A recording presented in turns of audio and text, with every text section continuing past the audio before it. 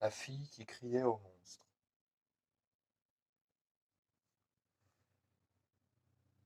Chapitre 1.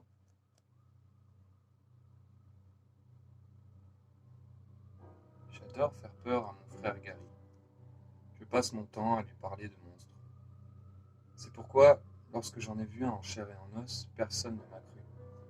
Mais je pense que je ferais mieux de commencer par le commencement. Alors voilà, je m'appelle Betty et j'ai 12 ans. Gary n'en a que 6. Nous habitons dans une petite ville de province, au lieu dit la chute d'eau, où l'on ne trouve d'ailleurs pas la moindre chute.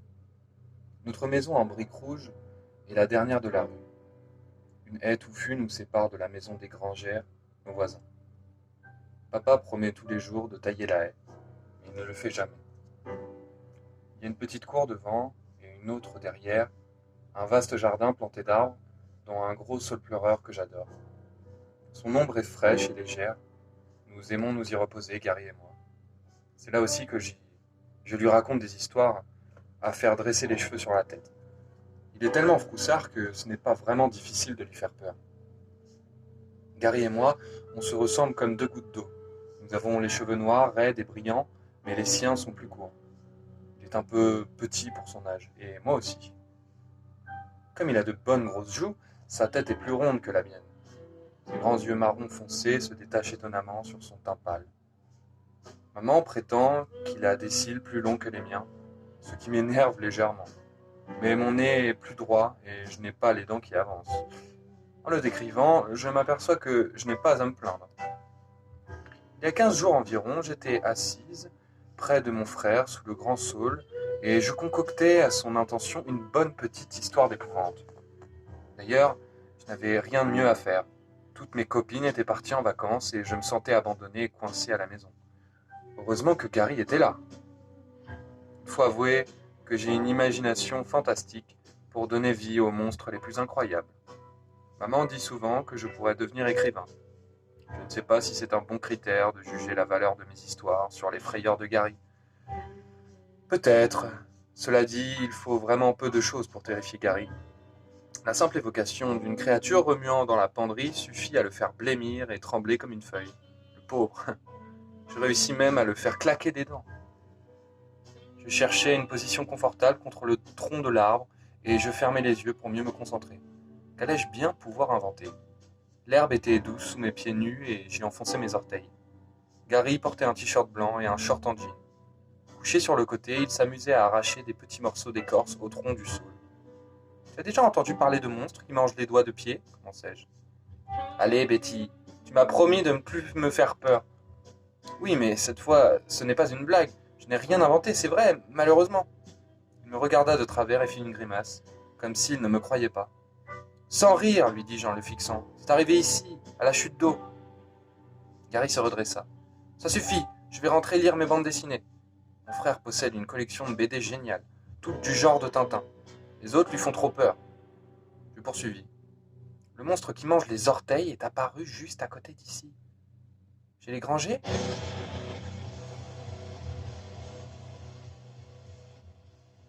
Ses yeux s'agrandirent. J'avais gagné. Exact. Il a surgi en plein après-midi, car il ne sort que le jour. Il ne frappe ses victimes que lorsque le soleil est au zénith, comme maintenant. Il n'apparaît que le jour? Demanda-t-il en jetant un coup d'œil de l'autre côté de la haie. N'aie pas peur, ça remonte à quelques années. Jenny et Christy pataugeaient dans leur piscine en plastique. Tu sais, celle qui perd la moitié de son eau. Et c'est là que le mangeur d'orteils est apparu? J'essayais de garder mon sérieux. Je baissai la voix et murmurai.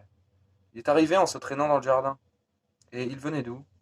Personne ne le sait. Il est difficile à repérer quand il rentre dans l'herbe, parce qu'il devient aussi vert que la pelouse. Tu veux dire que c'est une créature verte? S'exclama Gary en se frottant le nez. Seulement quand il est dans l'herbe.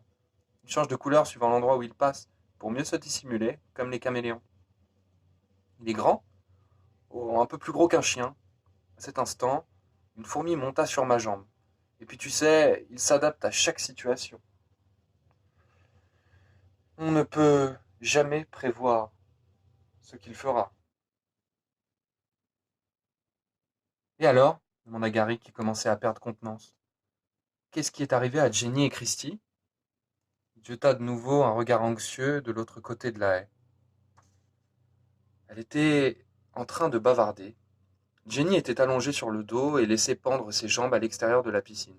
Le monstre était tout près. Il rampait, presque invisible. Il guettait les orteils de Jenny. Et voir qu'il gigotait le faisait saliver. Et Jenny ne l'a pas vu venir? Gary pâlissait de plus en plus. Tu sais bien, répondis-je d'un ton solennel, qu'il est quasiment impossible de l'apercevoir. Je pris une profonde inspiration pour maintenir le suspense. Après quelques secondes, d'un lourd silence, je repris mon récit lentement. D'abord, Jenny ne sentit rien, puis elle éprouva une sorte de chatouillis. Elle pensa que son chien lui léchait la plante des pieds. Elle essaya de le repousser en lui disant de ficher le camp, et soudain elle commença à avoir mal. De plus en plus mal, comme si le chien la mordait. Elle lui cria d'arrêter tout de suite. Mais la douleur se fit de plus en plus aiguë, comme si des crocs pointus lui brisaient les orteils. Jenny s'assit et remit sa jambe dans le bassin. Elle regarda son pied gauche et vit. Quoi? Elle vit quoi? Demanda Gary d'une voix étranglée. J'approchai ma bouche de son oreille. Elle n'avait plus un seul orteil. C'est pas vrai, hurla-t-il, c'est pas vrai. Il se mit debout, aussi blême qu'un fantôme. Je m'efforçai de ne pas rire et déclarai. Demande à Jenny d'enlever sa chaussure gauche. Tu me mens, je ne te crois pas, pleurnicha-t-il. À ce moment, je baissai les yeux. Horreur! Regarde! Auquai-je, en lui montrant mon pied gauche d'une main agitée. Gary poussa un hurlement. Je n'avais plus un seul orteil.